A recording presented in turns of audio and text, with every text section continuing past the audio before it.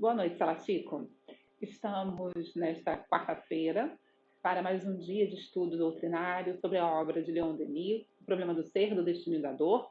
Nesta noite vamos estar encerrando a segunda parte dessa obra, denominada O Problema do Destino, cujo tema do capítulo é justamente o problema, a lei dos destinos. Então hoje a gente está encerrando a segunda parte da obra. Na próxima semana daremos início a última parte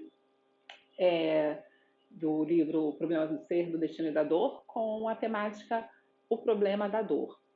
Mas nessa noite a gente vai se concentrar nesse último capítulo, que vai meio que já fazendo um apanhado geral dos capítulos anteriores. Por isso a gente vai fazer aquela revisão que a gente fez na primeira parte, né? Porque eu acho que a gente estaria sendo muito redundante, porque esse capítulo meio que trabalha com alguns conceitos chaves que já foram trabalhados no decorrer do capítulo. Então, para a gente não ser repetitivo, a gente vai estar trabalhando somente esse capítulo, fazendo, já que ele sempre faz alusões ao que a gente trabalhou até o momento.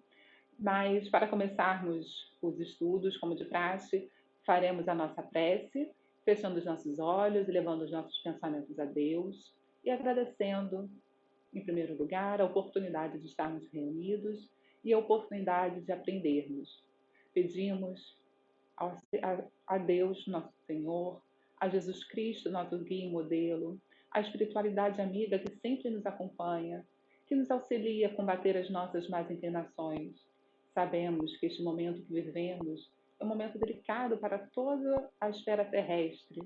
Por esse motivo, queremos ganhar forças e sabedoria para vencermos os desafios que se colocam à nossa frente. Que saibamos, Senhor, discernir as boas atitudes, que tenhamos sabedoria para conduzir as nossas ações. Pedimos também graças e proteção a todos os nossos familiares, aos nossos entes queridos. Pedimos especialmente pelos nossos governantes, para que eles tenham sabedoria e força para tomar a decisão correta, para auxiliar o nosso povo que tanto sofre.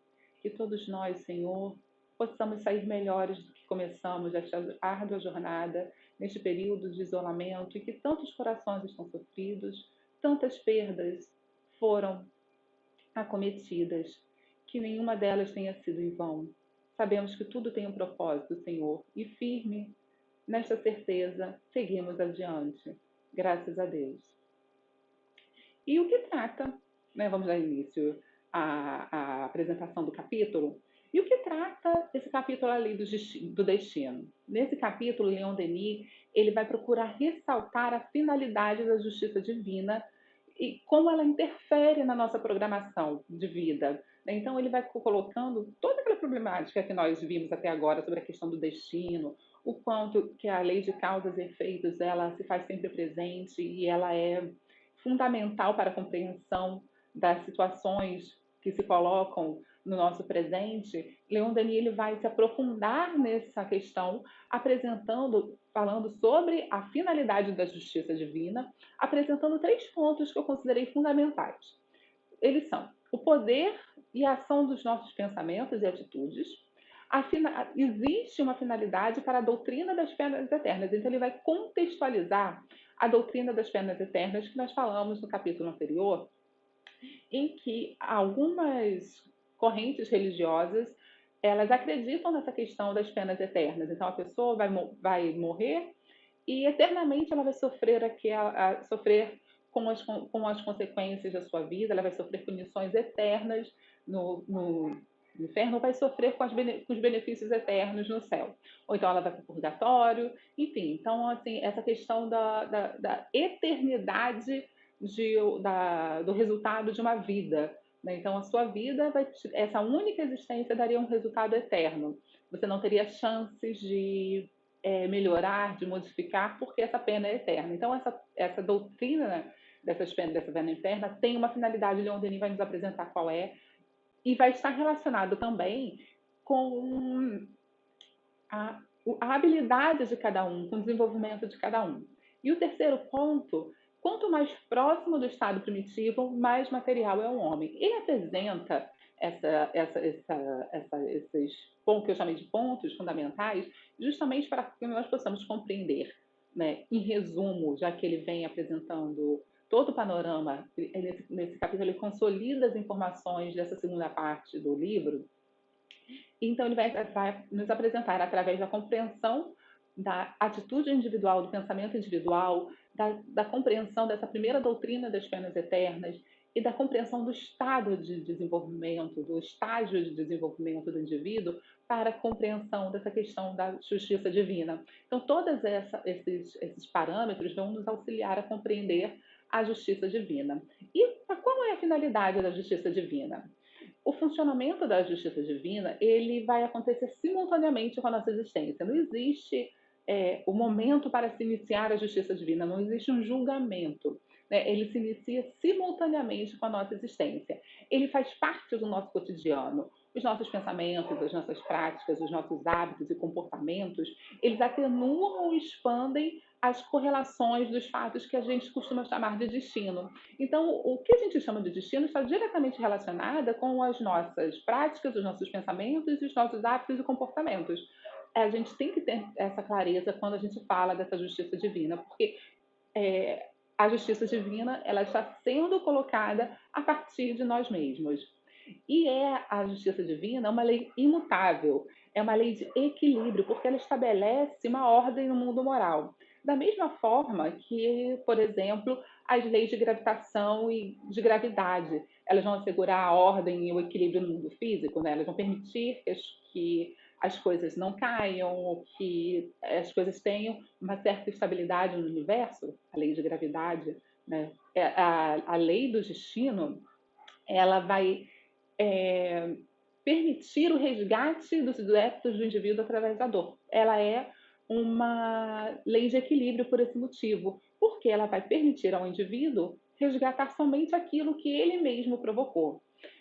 Por fim, né, como a gente tem visto durante toda essa obra, nenhum sofrimento ele é eterno. A gente deve compreender essa finalidade da lei da justiça divina com a ideia de que o sofrimento não é eterno. Ele vai durar o quanto a nossa consciência permitir, o quanto nós desejarmos. E a gente pode pensar, mas como que eu vou desejar sofrer? É porque às vezes a gente não se dá conta do que a gente realmente quer. E a gente vai ver isso mais para frente quando a gente falar dos nossos instintos primitivos. Porque a gente acha que quer uma coisa, mas no fundo, as nossas ações, os nossos pensamentos condizem totalmente com o contrário daquilo que a gente acha que a gente quer. A gente pratica coisas diferentes daquilo que a gente pensa, ou daquilo que a gente pensa que a gente está pensando. É importante a gente ressaltar nesse sentido que a justiça divina ela também atua principalmente no período entre as encarnações. Quando a gente chega no mundo espiritual, há uma transição que vai nos trazer até um certo ponto de um certo ponto compatível com o nosso nível de consciência e de pensamento. Nesse sentido, a justiça divina ela também vai estar operando daquele momento. Não há um momento de estagnação ou de inabilidade ou falta de trabalho no momento entre encarnações. Muito pelo contrário, como nós já vimos, esse momento de volta ao mundo espiritual é um momento de intenso trabalho, é um momento em que o espírito recobra a sua consciência, de acordo com o seu estágio de desenvolvimento, obviamente. Então, nesse momento de transição entre uma encarnação e outra, que a gente está chamando de volta ao mundo espiritual, também é um momento de muito trabalho, né, de atuação dessa justiça divina. Para a gente entender como que a justiça divina ela vai atuar, é importante a gente levar em consideração aqueles 3 pontos que mencionamos no começo. O primeiro deles é o poder e a ação dos nossos pensamentos e atitudes. São esses pensamentos, as nossas atitudes, que vão nos tornar agentes e responsáveis pela nossa existência. Então, no que nós estamos sofrendo é o fruto das nossas atitudes e dos nossos pensamentos. Os nossos pensamentos, os nossos atos, eles vão se traduzir em movimentos vibratórios e o seu foco de emissão, pela repetição frequente das doses dos mesmos atos e pensamentos, vão se transformar pouco a pouco em um poderoso gerador do bem e do mal. Então, quanto mais a gente pensa, quanto mais a gente age de determinada maneira, mais isso vai gerar o bem ou o mal, as ações e as reações a partir daquilo que nós fizemos. Então, quanto mais nós estamos sintonizados, e praticamos determinados tipos de ação, mais profundamente nós vamos estar gerando o bem e o mal para nós mesmos. Então, essa justiça ela está sendo automaticamente aplicada, porque nós vamos estar sofrendo, nós vamos estar nos beneficiando dessa justiça divina a partir da compreensão dessas nossas atitudes. Agora, a respeito da finalidade da doutrina das penas eternas, Leon Denis nos aponta uma coisa muito importante.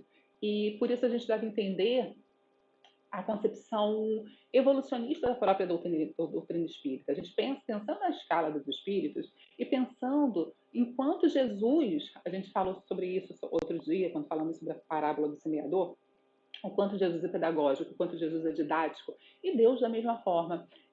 E isso ele é didático e pedagógico por quê?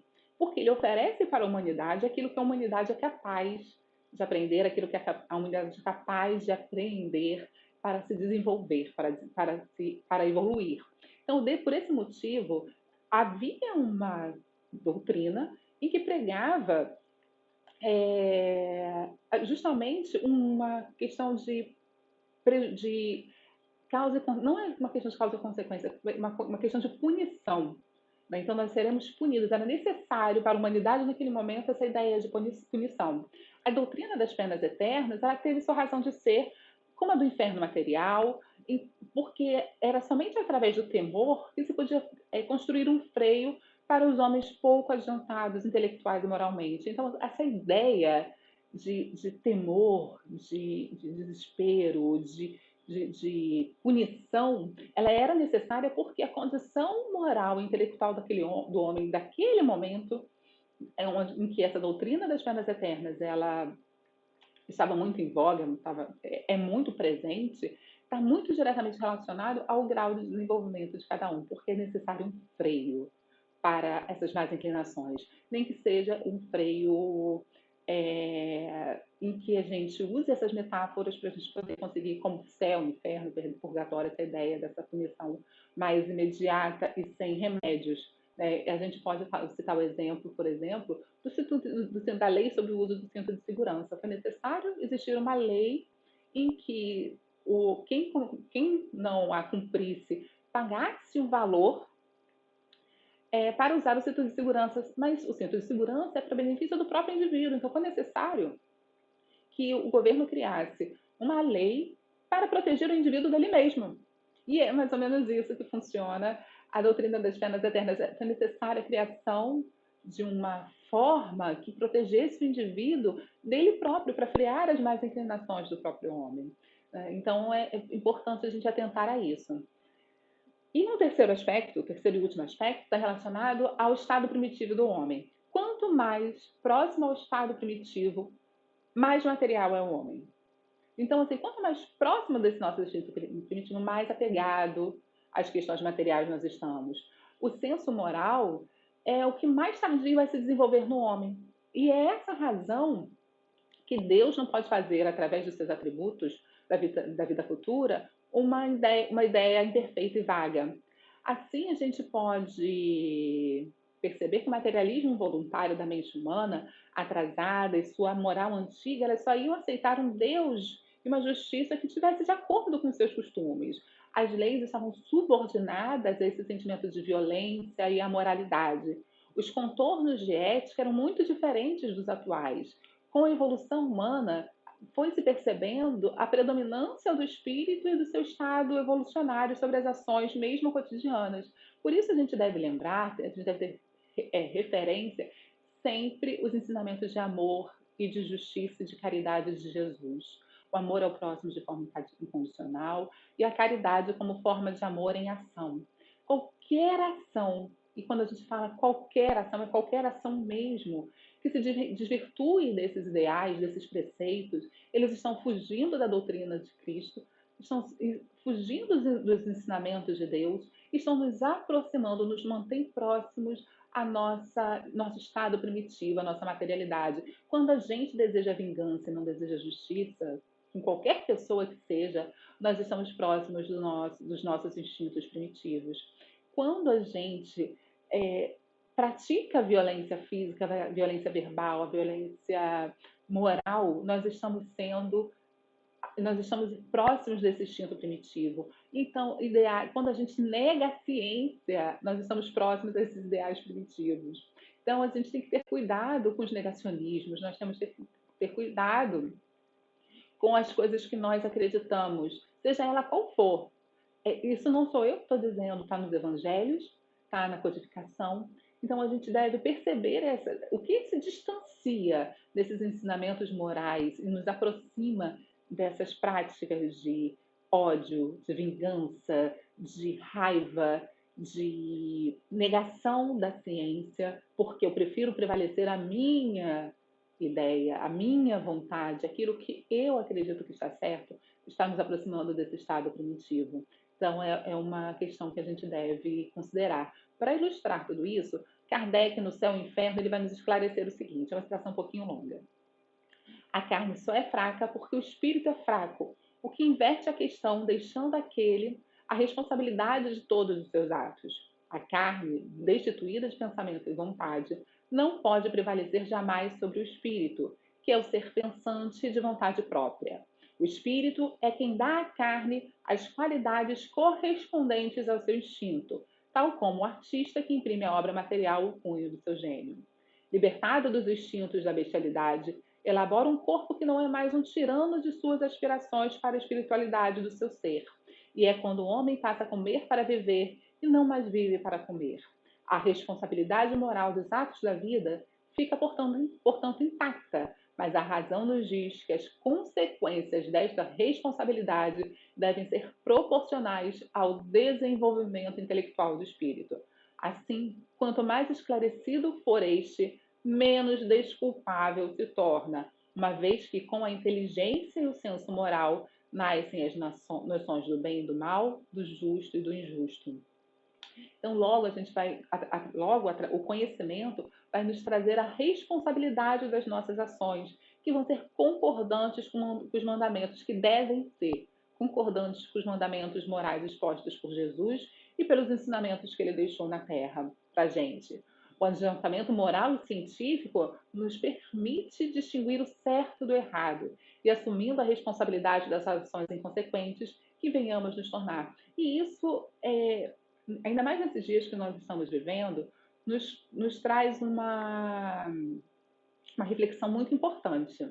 O quanto que a gente sabe que a doutrina espírita é uma doutrina com bases morais, religiosas, filosóficas e científicas. Nesse momento de pandemia que nós estamos vivendo, onde todos estamos angustiados pelo seu fim, né, a gente tem percebido o quanto tem acontecido, o quanto tem sido propagadas notícias falsas, até por pessoas teoricamente mais esclarecidas do ponto de vista do diploma, de ter concluído uma formação regular escolar. A gente tem visto a divulgação de tantas notícias falsas a respeito de combate, a respeito da vacina, né, que já tem, assim, cientificamente é comprovada a eficácia da vacina. Existem diversos estudos que demonstram a importância da vacina e o quanto que a vacinação ela é um pacto coletivo, que necessita que todos participem para que ela seja eficiente, e o quanto tem corrido notícias absurdas a esse respeito, e que se a gente der uma procuradinha, uma pesquisada rápida na internet mesmo, já que a gente recebe lá no WhatsApp, recebe lá no Facebook, na rede social, se a gente, será que isso é mesmo verdade? Eu vou dar uma pesquisada, né? Assim, será que tal notícia é assim, assim, assim, é falsa, é verdadeira? O que isso quer dizer? Quais as outras opiniões a respeito? Então, assim, nós usarmos o nosso senso crítico que nos foi dado por Deus para nosso próprio benefício.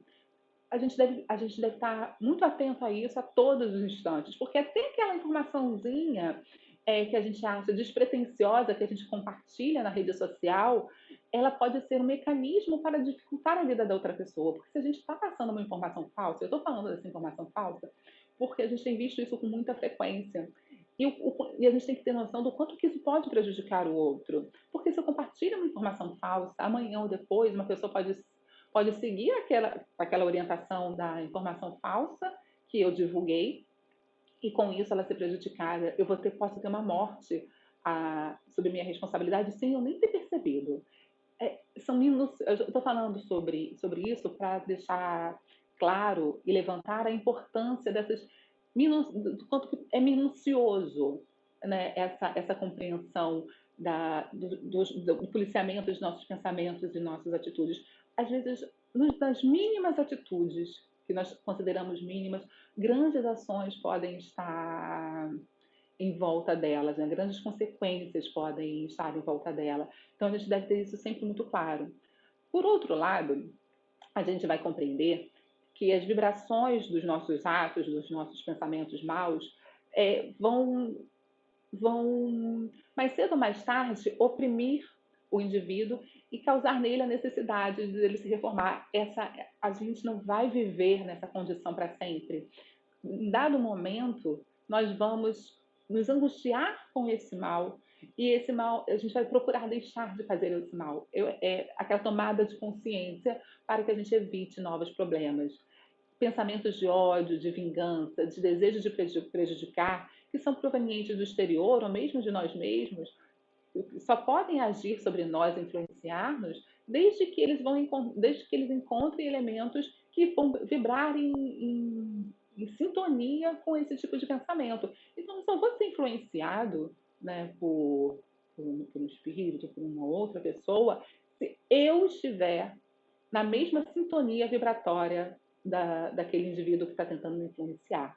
Por isso que é importante nós policiarmos nossos pensamentos para que nós mantenhamos uma frequência de vibração sempre positiva para que a gente possa atrair os bons espíritos para o nosso lado e dificultar o acesso dos espíritos menos desenvolvidos.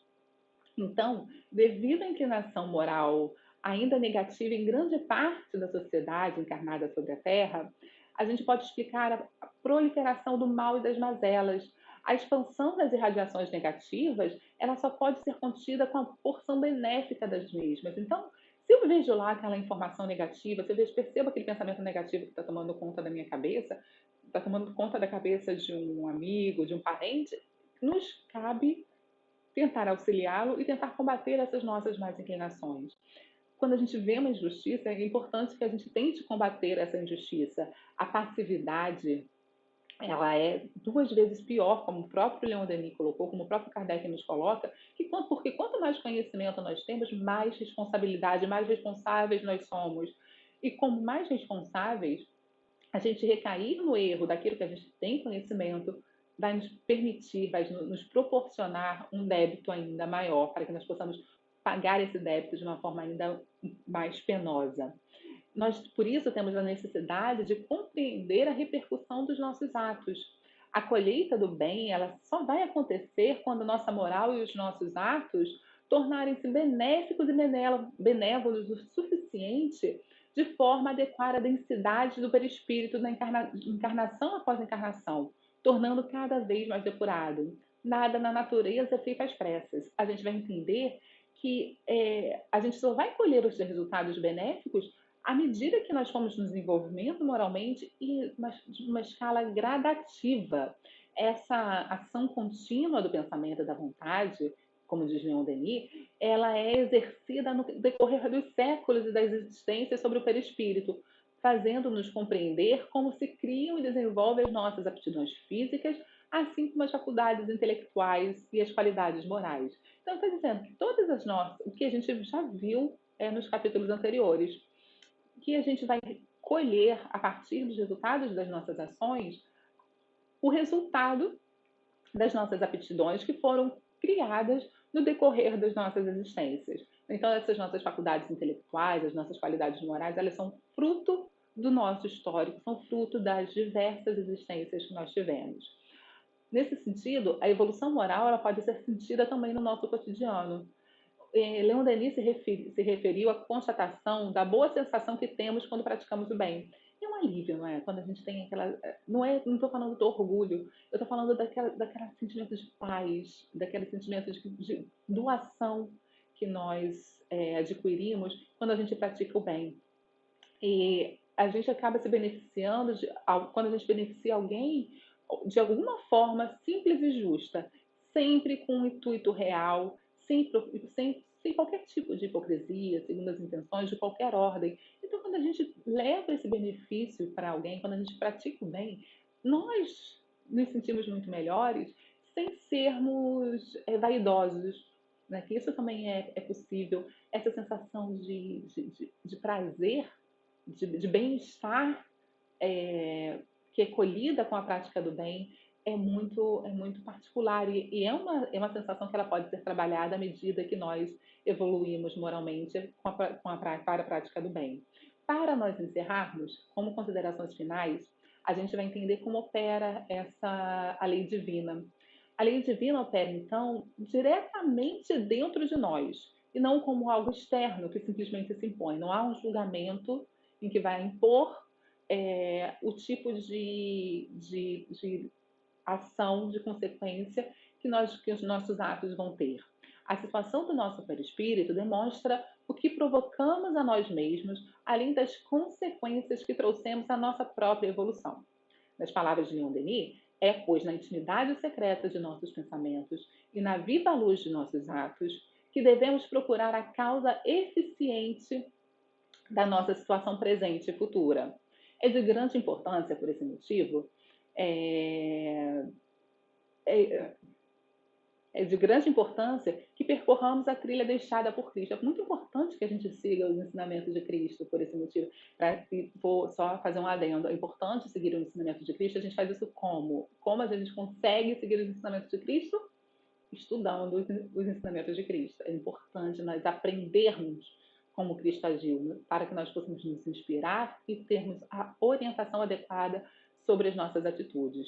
Não é através de achismos. Cristo foi claro, não havia senões nas ações do Cristo. Não é amar o próximo se. Não existe esse senão, não existe esse mães, não existe esses poréns. O amor incondicional e as práticas incondicionais estão ali nas práticas e nas ações, nos ensinamentos de Cristo. É imprescindível que tenhamos boa vontade e melhore as nossas aspirações possíveis para que a melhora seja de fato efetiva. As dificuldades e as tentações batem à nossa porta, na nossa mente, o tempo inteiro. E basta apenas um deslize para nós colocarmos tudo que nós conquistamos no fio da navalha, de uma forma que a gente possa atrasar um pouco mais a nossa evolução por isso.